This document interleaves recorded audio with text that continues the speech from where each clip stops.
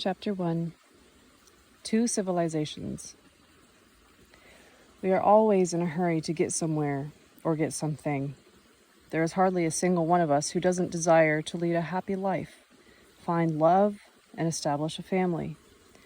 But how many of us will actually achieve our desire? What determines our satisfaction or dissatisfaction with life? What determines our success or failure? What constitutes the meaning of life for each and every man with a capital M, and for all mankind on the whole? What kind of future awaits us? These questions have been around for a long time, and nobody has managed to come up with an intelligible answer. But I wonder, what kind of country will we be living in 5 or 10 years from now? What kind of world are we leaving to our children? We really don't know. And let's face it, none of us can ever picture our own future because we are always hurrying off somewhere.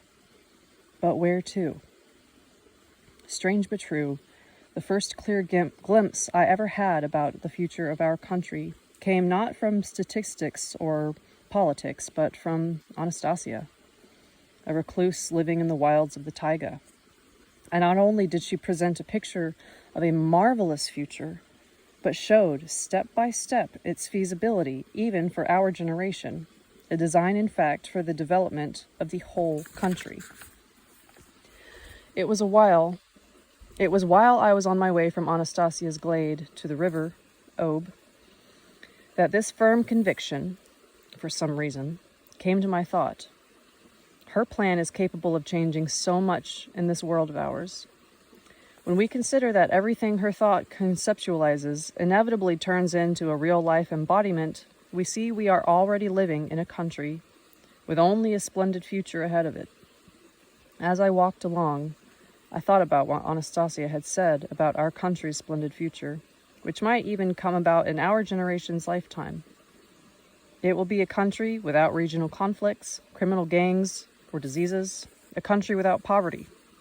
And while I didn't understand all the thoughts she came out with, there wasn't a single thing that she said that I felt like doubting.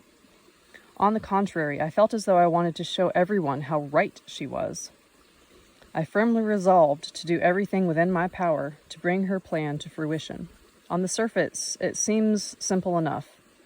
Each family should be allotted a hectare of land for a lifetime of use, whereupon to set up its own kin's domain, its own piece of the motherland. But my thought was immersed in the details of this plan. They were utterly simple in themselves, and yet, at the same time, utterly incredible. Amazing. It isn't an agricultural scientist, but a reclusive woman from the taiga that has shown that, with the right planting arrangement on a plot of land, it can take just a few short years to dispense with the need for fertilization. Not only that, but even soil that isn't terribly fertile will be significantly improved. As a basic example, Anastasia referred to the situation in the taiga. The taiga has been around for thousands of years, and everything grows in it, even though it has never been fertilized. Anastasia said that all the things growing in the earth constitute of materialized thoughts of God, and that he has arranged everything so that man has no need to worry about the difficulties of finding food. One needs only to try and understand with the Creator's thought and create splendid things together with the Creator. I can cite an example of my own. The island of Cyprus, which I have visited, has very rocky soil, but the ground wasn't always this way. Centuries ago, the island was home to some splendid cedar forests and orchards, and its many rivers were filled with the purest of spring water. The whole island was like an earthly paradise. Then the Roman legions invaded the island and began to cut down all the cedars to build their ships. The whole groves were felled. Today, a larger part of the island is covered with stunted growth. The grass looks burnt even in the springtime. Summer rains are a rarity, and there is not enough fresh water. The residents have had to impart fertile soil by the barge load to be able to grow anything at all. So the upshot is, not only has man failed to improve what has been created on the island, but his barbaric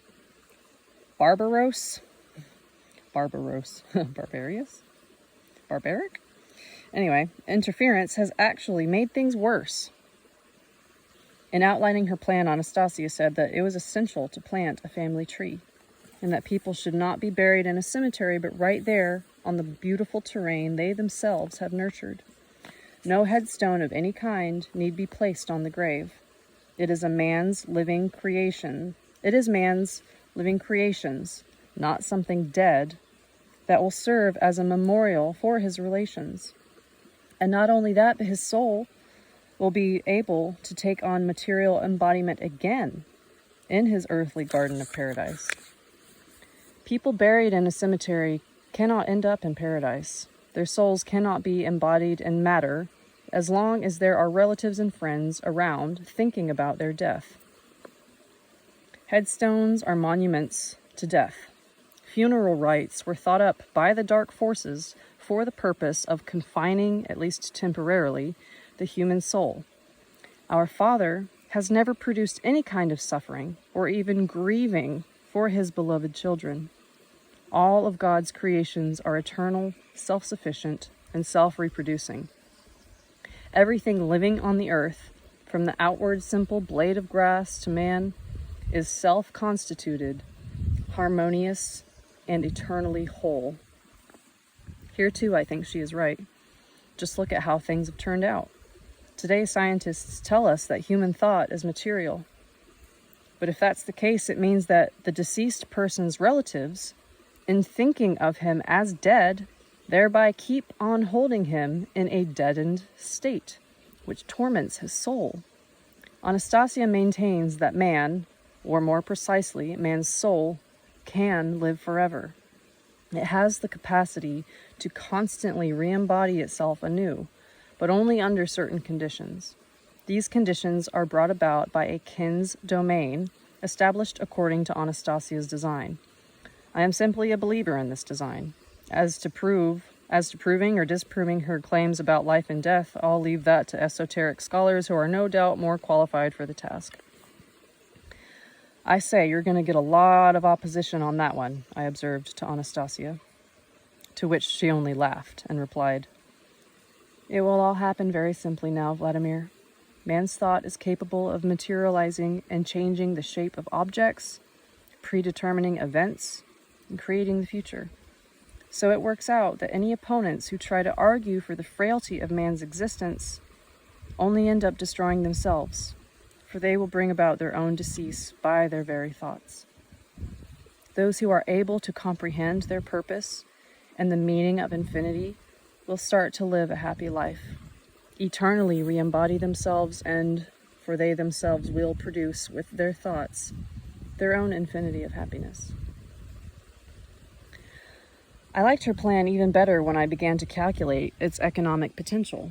I have become convinced that any man, with the help of a family domain he establishes according to Anastasia's design, can ensure a poverty-free existence for himself as well as his children and grandchildren. It is not merely a question of providing one's children with good food to eat or a roof over their heads. Anastasia said that the fence around the domain must be made of living trees, and that at least 1/4 of the hectare should be given over to forest. That means about 300 trees. They'll quite likely be cut down in, say, 80 to 100 years, yielding about 400 cubic meters of lumber, equivalent to 170,000 board feet. Even today, lumber well dried and processed for finishing fetches at least $100 per cubic meter. Footnote, dollars, in this case, American dollars, the currency most familiar to Russians after their own ruble. Even today, lumber well dried and processed for finishing fetches at least $100 per cubic meter, meaning a total income of $40,000. Of course, one shouldn't cut down the whole forest at once, just the number of mature trees that are needed at that time, and then immediately plant new ones in their place. The overall value of a kin's domain set up according to Anastasia's design may be estimated at $1 million or more, and any family can build one, even those with an average income. The house can be quite modest to start with. The main treasure will be the plot of ground, accurately and aesthetically laid out. Even today, wealthier citizens are paying big money to firms specializing in landscape design. There are about 40 such firms in Moscow right now, and they are always busy. For upwards of $1,500, they will take just 100 square meters of ground around your house and turn it into a landscape designed with detailed accuracy and aesthetic beauty. It costs around $500 to plant a single conifer and about 6 meters high, but people who want to live in beautifully appointed surroundings are willing to pay big money for that. They end up paying it because it never entered their parents' heads to establish a family domain for their children. You don't need to be rich to do something like that. You need only get your priorities straight.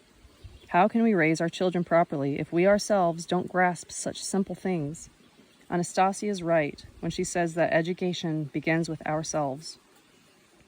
I must have had a strong desire to establish my own family domain, to take a hectare of land, build a house, and most importantly, put in it all sorts of plantings around it. I want to set up my piece of the motherland just as Anastasia described, and have it surrounded by other people's beautifully appointed plots. Anastasia and our son could establish themselves there too, or at least come visiting, and eventually our grandchildren and great-grandchildren. Maybe our great-grandchildren will want to work in the city, but they will still be able to come to their family domain to relax. Once a year, on the 23rd of July, the All-Earth holiday, or Dachnik Day, the whole extended family will gather at home. I shan't be around then myself, but the domain I set up will remain, and the trees and the garden it contains. I'll hollow out a little pond and put some hatchlings there so there will be fish. The trees will be planted in the special arrangement outlined by Anastasia. Some things my descendants will like, others may want to change, but either way, I shall be remembered. And I shall be buried in my own domain, with the request that my grave not be marked in any way. I don't want anyone putting on a show of grief or making a sad face over it. In fact, I don't want there to be any grieving at all. I don't want a headstone with an inscription, just fresh grass and bushes growing over my body. Maybe some sort of berries, too, which will be useful to my descendants. What's the point in a grave marker? There isn't any. Only grief. I don't want people coming to my domain to remember me with sadness, but with joy. Yes, they'll see how I've set things up and arranged all the plantings. My thoughts kept intertwining in a kind of joyful anticipation of something grand. I'd better begin as quickly as possible, somehow start the ball rolling. I've got to get back to the city quicker, but it'll be another 10 kilometers just to get through this forest. If only I could get through it sooner. And all at once, out of the blue sky, statistics on Russia's forest lands floated to the surface of my memory. I didn't remember all the figures, but here's what I saw one time in a statistical report. This description appears, among other places, in an environmental atlas of Russia, which may be found on the Russian Practical Science website. Forests constitute the basic type of vegetation in Russia, covering 45% of its land mass. Russia has the most extensive forest reserves in the world, amounting to 886.5 million hectares in 1993, with a timber volume of 80.7 billion. This means Russia holds 21.7% and 25.9%, respectively, of the world's forests and timber resources. The higher figure for timber reflects the fact that, in terms of its wealth of mature and productive forests, Russia is way above the world's average. Forests play such a huge role in both the gas balance in the atmosphere and in regulating climate on our planet. According to B.N. Moisev's calculations, the gas balance of Russia's forests is 1,789 million tons, footnote, tone, I guess, Tonne, italic metric ton equals 1 tonne equals 1 ton equals 0.98 UK long tons or 1.1 US short tons. According to Moiseyev's calculations, the gas balance of Russia's forests is 1,789 million tons for carbon dioxide and 1,299 million tons for oxygen. Annual carbon deposits in Russia's forests amount to 600 million tons. These huge volumes of gas exchanges significantly contribute to the stabilization of the gas composition and climate of the whole planet. Just look at what's happening. I've heard it said some kind of special mission lies ahead for Russia, but that's not in the future. It's already happening. It's already unfolding. Just think, people all over the planet, to a greater or lesser extent, it isn't important, are breathing Russia's air. They're breathing in oxygen produced by this very forest that I'm walking through right now. I wonder whether it's simply oxygen that this forest is supplying all life on the planet with, or maybe something even more important besides. My solitary walk through the taiga this time provoked no feeling of trepidation within me, as it did before. It felt pretty much the same as walking through a safe park. In contrast to a park, of course, there are no laid-out pathways, and my journey was sometimes blocked by a fallen tree or thick underbrush, but this time, there was nothing that irritated me. Along the way, I would pick berries, raspberries and currants, for example, and for the first time, my attention was drawn to the tremendous variety and appearance even among the same kind of trees. And the vegetation, too, was arranged in so many different patterns. No two scenes were alike. For the first time, I really examined the taiga, and it seemed a kinder place than before. No doubt this impression was due, in part, to my awareness that it was right here in the taiga that my very own son was born and was now living. And then, of course, there's Anastasia.